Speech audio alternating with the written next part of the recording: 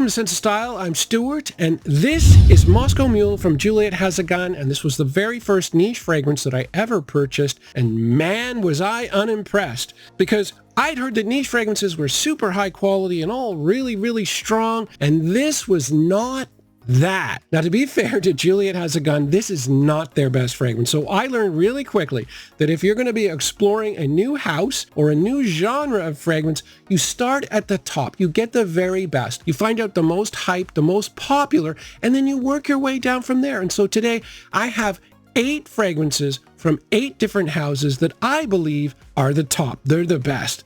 And work your way from there. Fragrance number 1 is from the house of Hugo Boss. This is Hugo Boss Bottled Absolute, and this is definitely the most popular fragrance from Hugo Boss at the moment. I got this about 6 or 8 months ago. It was super hyped. I got it home and it was like, yeah, it's good. It's about a 7 out of 10, but I wasn't jumping around and getting all excited the way I was expecting. But I've been doing this long enough to know that, okay, I've started at the top. I'm going to work my way down. And so I did. I ordered Hugo Boss Bottled Elixir. It had the same 2 perfumers. It came out the year before, and it was essentially a resinous patchouli-based fragrance, just like Absolute. Instinctively, I knew there was something missing in the Absolute that I might find in the Elixir, and I did. When I got this 2 days ago, I was punching the air, man. This is exactly what I thought I was getting when I ordered Absolute in the first place. And I know there are a lot of people out there that are the same as me. They like Absolute, but they don't love it. And if that's the case, Elixir is the way to go. And it's due to one simple note: frankincense. Absolute is patchouli and woods with a dark resinous feel. You're going to get incense and you're going to get myrrh. But Elixir, you've got frankincense there. You got the same patchouli, you got the same woods, but you're getting frankincense, which is a fresh resin. So you get some freshness here. It breathes life into the fragrance. I am not criticizing Absolute. This is a matter of like personal taste. But if you find Absolute is leaving you a little bit flat, I highly recommend getting Elixir. This is what I was looking for. I knew I was close, and I finally found it. Fragrance number 2 is from the house of Parfums de Marly, and it is Layton. And this isn't just the number 1 fragrance from Parfums de Marly. This fragrance created an entirely new genre of fragrance, which is the mass-appealing niche cool weather genre. Creed Aventus started the whole mass-appealing niche genre, but that's mostly a fresh fragrance. But when it comes to cooler weather, you're looking for something warmer. You get that Parfums de Marly vanilla, and there's no better representation of it from Parfums de Marly than Layton. So this is the brand's number 1 bestseller, and when I first tried it, I was like, wow, it's so different. It's got a completely different feel, but I thought about it more, and really, structurally, this is a vanilla aromatic, and so it's not really all that different from Jean-Paul Gaultier's Le Male, which came out 30 years earlier. Now, Layton is more complex. There's no question. There are added facets. You get that with a niche fragrance. It's higher quality as well. But I like the fact that, yeah, they didn't reinvent the wheel. They just fixed it a little. Unlike Le Male, this has a fruity component. You're going to get apple, mandarin, and you're going to get bergamot. This also has a fresh floral component. You're going to get jasmine, violet, and geranium. And the main spice in the 2 fragrances is quite different. Le Male is mainly cinnamon. This is in a post-La Nuit de l'Homme world, so of course you're going to get cardamom as the main spice here. Structural similarities, but yeah, the difference in complexity isn't trivial, and it definitely takes Layton to another level. Fragrance number 2 is from the house of YSL, and the fragrance that sets the bar still is YSL EDP. This is still the number 1 fragrance in terms of sales data. Yes, myself is catching up, but it's not quite there yet. I know there'll be a lot of you guys going, okay, well, what about La Nuit de l'Homme? Like, that was iconic.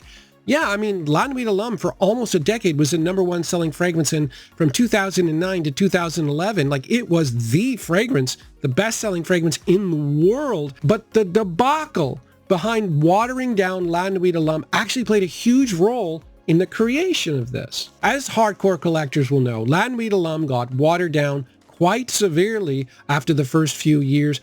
IFRA put a few restrictions on some notes, and then there was also problems acquiring aroma chemicals. And so when they created this, They told Dominique Ropion to use only the most modern synthetics, the most modern amber woods in the fragrance so that this would be IFRA-proof. And, you know, so far so good. And what he wanted to do here, aside from creating an IFRA-proof fragrance, was to go right down the middle between Dior Sauvage and Bleu de Chanel EDP, and he did. Now, the weird thing is he did it with a tonka note. Now, it seems kind of strange we're talking about tonka and blue fragrances, but if you look at Dior Sauvage, it's got kind of a sharp metallic feel because it doesn't have a lot of sweetness, so we added that tonka note along with the amberwood to give it just a little pinch of sweetness to round out the sharp edges, but he didn't want to have as much sweetness as you get with Bleu de Chanel EDP. He split the difference, and boy, did it work. For the longest time, this was like right up where with the other two houses. And YSL does not have the same profile as either Chanel or Dior, so this thing was a really huge success. Fragrance number 4 is from the House of Prada, and I think the fragrance that still sets the bar is Prada L'Homme, although because it's late October, and look, I live in Canada, but I don't live too far from the US border. It is starting to get cold where I am, so instead, I am going to go with the number 1 cool weather fragrance from the House of Prada, and while it's close, I do think Prada Luna Brosa Black takes the title over Prada L'Homme Intense. This is a rare amber musky fragrance.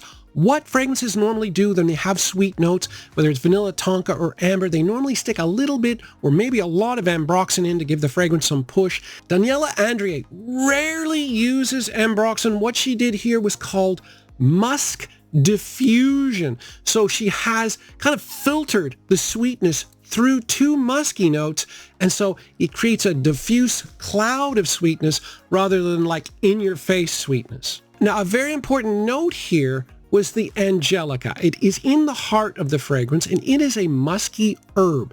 So it used, along with the regular musky note, it's used to diffuse the sweetness, but it's also part of her plan, right? She gives you a little bit of sweetness, but then she pulls it back with a little bit of aromatic notes, just so it doesn't overwhelm you. And Angelica is a musky aromatic note. It served 2 purposes in this fragrance, I think is really at the heart of what she's trying to do. The fragrance opens with bergamot. It's got Angelica in the heart, of course. It's got patchouli as well. And then in the base, you've got coumarin. Again, not the full tonka note, just the powdery element, coumarin. You've got amber and musk. Fragrance number 5 comes from the House of Armaf. This one's easy. It's Club de Nuit Intense, man. And every time I talk about a Ventus or an Aventus clone, I'm always reminded of the fact that it's not just pineapple and birch. I actually look at the notes, and I'm looking at this one, and I'm going, okay, lemon and bergamot, and then black currant and apple. There's apple in Aventus style fragrances. It's not just pineapple. And you know, what it amounts to is it's not really that the pineapple is noticeable, it's that it's a very bright fruity feel, right? And pineapple, it's the brightest note, it's the note that people remember. And that really hit home the very first time I tried my first Aventus clone, which was Mont Blanc Explorer. And I tried it and I was kind of like, well, you know, it's okay, but I don't see what all the fuss is about. And then I tried this, because I think Mont Blanc Explorer kind of do their own thing.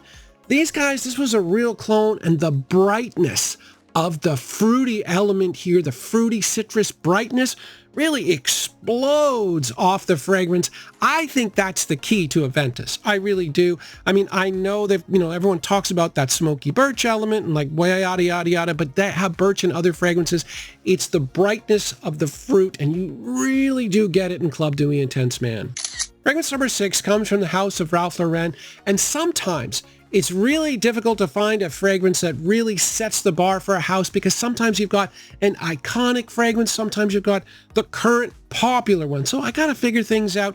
I do think my channel leans a little bit older, so in this case, instead of going with Polo 67, which is the most popular fragrance from Ralph Lauren right now, I'm going with Ralph Lauren Polo, the original. People call it Polo Green, because to me, like, I like Polo 67, but this thing is iconic. It's a weird fragrance in a lot of ways. I think the sum is greater than the parts. The only note that really sticks out to me is the pine. I get some tobacco later on. It's pine, tobacco, leather. You're going to get 4 other aromatic notes. There's a lot of oak moss. But yeah, other than the pine, nothing really sticks out. It's just put together so neatly. I absolutely love it. Now, the problem becomes the fact that, yeah, over time, especially oak moss, it is now illegal to use pure oak moss. This doesn't have quite the same robustness that the original formula did. I mean, I think this one does a lot better than some of the old fragrances that have been reformulated. I still love sniffing the bottle. It smells unbelievable. And I really do like the opening for the first 20 minutes or so, but it gets a little funky later on. But the performance is still pretty good. I get at least 5 hours, sometimes 6. So yeah, I mean, if you're asking me at any point in time, I'm saying this one. This is the one that sets the bar for Ralph Lauren. Fragrance number 7 comes from the house of Burberry, and just like Ralph Lauren, I have the same problem. Do I go iconic or do I go, the latest mainstream fragrance? This one was a lot easier though. This is Burberry London. It came out in 2006. It's still seen as the fragrance from the house of Burberry. It's not quite as strong as the Burberry Hero line, but there's no Burberry Hero fragrance that really sticks out. It's got a couple of different concentrations, but this one is always seen as iconic. It's got a reputation as being, like a spicy tobacco Christmas fragrance. This one's kind of weird though. In the main note here that really does most of the damage is a Popanax, which is a very sweet resin. From what I've read, the sweetest resin. You're going to get a lot of tobacco here as well. There's a fair bit of cinnamon. It's got a spicy Christmassy feel to it. It's got the cute little Christmas sweater. Yeah, it's still an icon. It's still the favorite fragrance from the house of Burberry for the most part. It's not my favorite, but it is the fragrance to get if you're looking into Burberry. And finally, we have the house of Jean-Paul Gaultier. For this one, I am going with Jean-Paul Gaultier Le Male Elixir. I'm going to give a little bit of a nod to the original Le Male, but this fragrance is 30 years old. And this one, I honestly believe, is the fragrance of the moment right now. It's constructed quite differently than the original Le Male and a lot of other Le Male fragrances because they mainly just focus on the sweet elements. There's a lot of sweet notes. There's vanilla, there's tonka, there's honey, there's benzoin. It's the quality of the sweetness that's really magical. It's also the performance. It's super strong. This is a Parfum concentration, so 18 to 20% fragrance oil.